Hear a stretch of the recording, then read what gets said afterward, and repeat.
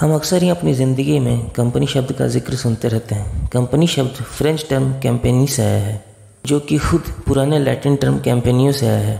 कैम्पेनियो शब्द का मतलब होता है one who Yeats bread with you, means जो आपके साथ खाना खाता हो।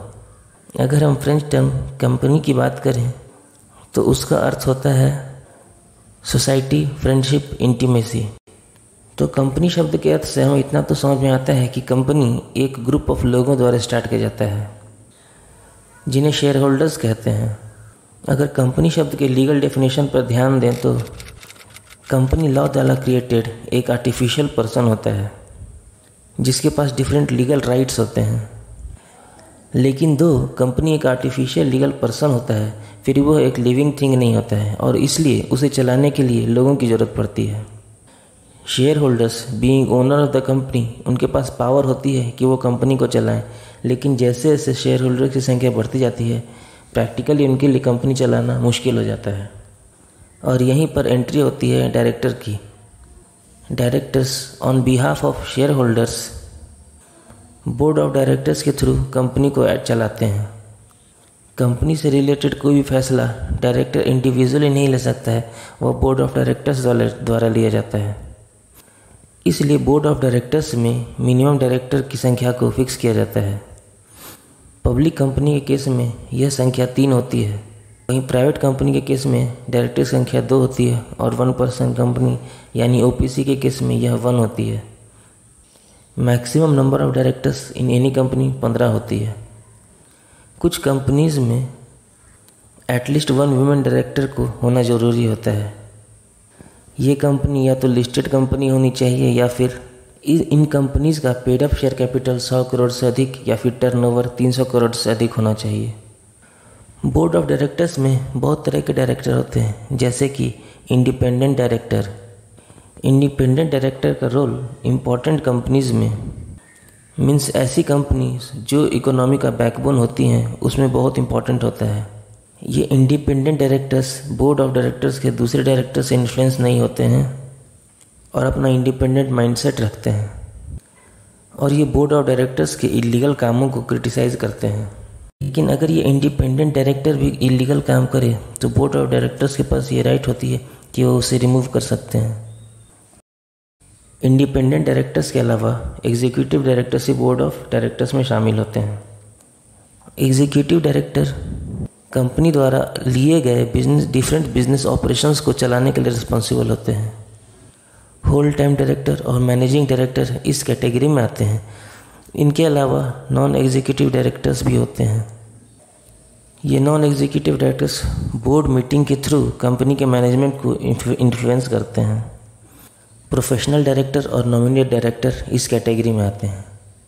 Powers of directors companies act के अकॉर्डिंग कंपनी को ऑथराइज किए गए सारे powers board of directors exercise कर सकते हैं, लेकिन इनमें भी कुछ लिमिटेशंस होते हैं, जैसे कि जो पावर या ड्यूटी एक्ट और मेमोरेंडम में मेंशन नहीं है उसे बोर्ड ऑफ डायरेक्टर्स एक्सरसाइज नहीं कर सकते हैं, और दूसरा वो डायरेक्टर शेयर होल्डर्स के राइट के साथ इंटरफेयर नहीं कर सकते हैं।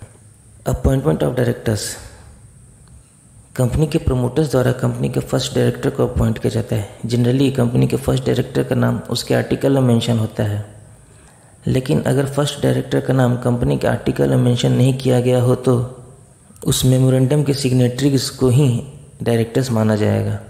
मेमोरेंडम के सिग्नेटरीज को डायरेक्टर होने के लिए एक लिविंग पर्सन होना ज़रूरी है। किसी भी फर्म, कंपनी एटसेट्रा को उस मेमोरेंडम के सिग्नेटरी होने के बावजूद डायरेक्टर माना नहीं जाएगा। कंपनी के फर्स्ट डायरेक्टर को कंपनी के first annual general meeting AGM तक अपने ऑफिस को होल्ड करने की पावर होती है। फर्स्ट एनुअल जनरल मीटिंग के बाद डायरेक्टर को रिप्लेस किया जा सकता है। कंपनी के सब्सिक्वेंट डायरेक्टर्स को जनरल मीटिंग्स के थ्रू ही अपॉइंट किया जाता है। पब्लिक कंपनी के केस में हर जनरल मीटिंग में 2/3 डायरेक्टर्स रिटायरमेंट के लिए लायबल हो जाते हैं, जिनमें से 1/3 डायरेक्टर को रिटायर किया जाता है। मगर बोर्ड ऑफ डायरेक्टर्स के कुछ डायरेक्टर जैसे कि इंडिपेंडेंट डायरेक्टर और नॉमिनी डायरेक्टर कभी रिटायर नहीं होते हैं, क्योंकि वो नॉन रोटेशनल डायरेक्टर होते हैं। डायरेक्टर्स बोर्ड ऑफ डायरेक्टर्स के थ्रू कंपनी को रन करते हैं। और बोर्ड ऑफ डायरेक्टर्स को चेयरमैन लीड करता है। चेयरमैन बोर्ड में शेयर होल्डर्स को रिप्रेजेंट करता है और वह इंश्योर करता है कि कंपनी शेयर होल्डर्स के बेनिफिट में काम करे।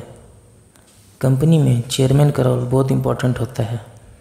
चेयरमैन बोर्ड ऑफ डायरेक्टर्स और मैनेजमेंट के बीच में एक कोऑर्डिनेशन इस्टेब्लिश करता है। कंपनी का CEO means chief executive officer भी बोर्ड ऑफ डायरेक्टर्स के थ्रू चेयरमैन को ही रिपोर्ट करता है। चेयरमैन न्यू डायरेक्टर्स के रिक्रूटमेंट, उनके ट्रेनिंग, स्किल और नॉलेज एनहांसमेंट के ऊपर भी डिसीजंस लेता है। चेयरमैन का यह भी काम होता है कि वह यह इंश्योर करे कि बोर्ड के पास एक्यूरेट इन्फॉर्मेशन टाइमली और क्लियरली पहुंच सके ताकि बोर्ड सही डिसीजन ले सके। Managing director board of directors का सेकंड लीड होता है और वह कंपनी के डे टू डे काम को मॉनिटरिंग करता है। वह यह इंश्योर करता है कि कंपनी का day to day works smoothly चल रहा हो। मैनेजिंग डायरेक्टर कंपनी के छोटे छोटे इंडिविजुअल बिजनेसेस को लीड करते हैं। मैनेजिंग डायरेक्टर कंपनी के बोर्ड ऑफ डायरेक्टर्स का एक मेंबर होता है और उसे किसी एग्रीमेंट के थ्रू या किसी रिजोल्यूशन के थ्रू अपॉइंट किया जाता है। मैनेजिंग डायरेक्टर के पास कंपनी को मैनेज करने के लिए सब्सटेंशियल पावर होते हैं, लेकिन मैनेजिंग डायरेक्टर अपने इस पावर को बोर्ड के कंट्रोल और सुपरिंटेंडेंस में ही एक्सरसाइज कर सकते हैं। चीफ एग्जीक्यूटिव ऑफिसर सीईओ किसी भी कंपनी का सीनियर मैनेजमेंट का एक मेंबर होता है। सीईओ किसी भी ऑर्गेनाइजेशन का हाईएस्ट रैंकिंग एम्प्लॉय होता है और वह डायरेक्टली बोर्ड ऑफ डायरेक्टर्स को रिपोर्ट करता है। सीईओ की जिम्मेदारी ऑर्गेनाइजेशंस के स्ट्रैटेजी को सेट करने से लेकर के कैपिटल के एलोकेशन और एग्जीक्यूटिंग टीम के बिल्डिंग से लेकर के उनके मॉनिटरिंग तक एक्सपेंड करता है। कंपनी का मैनेजिंग डायरेक्टर भी chief executive officer means CEO के पास ही रिपोर्ट करता है। सीईओ का काम कंपनी के डेवलपमेंट में बहुत क्रूशियल होता है और वह कंपनी के लॉन्ग विज़न के ऊपर काम करता है। कंपनी के सीईओ के अंडर ही दूसरे सीनियर मैनेजमेंट काम करते हैं, जिसमें कि COO, CFO, CLO etcetera include होते हैं।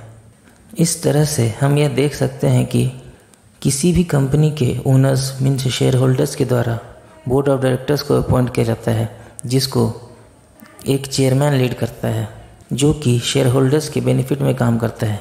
बोर्ड ऑफ डायरेक्टर का सेकंड लीड मैनेजिंग डायरेक्टर होता है, जो जनरली कंपनी के डेली कामों की मॉनिटरिंग करता है और एक बहुत इंपॉर्टेंट रोल प्ले करता है।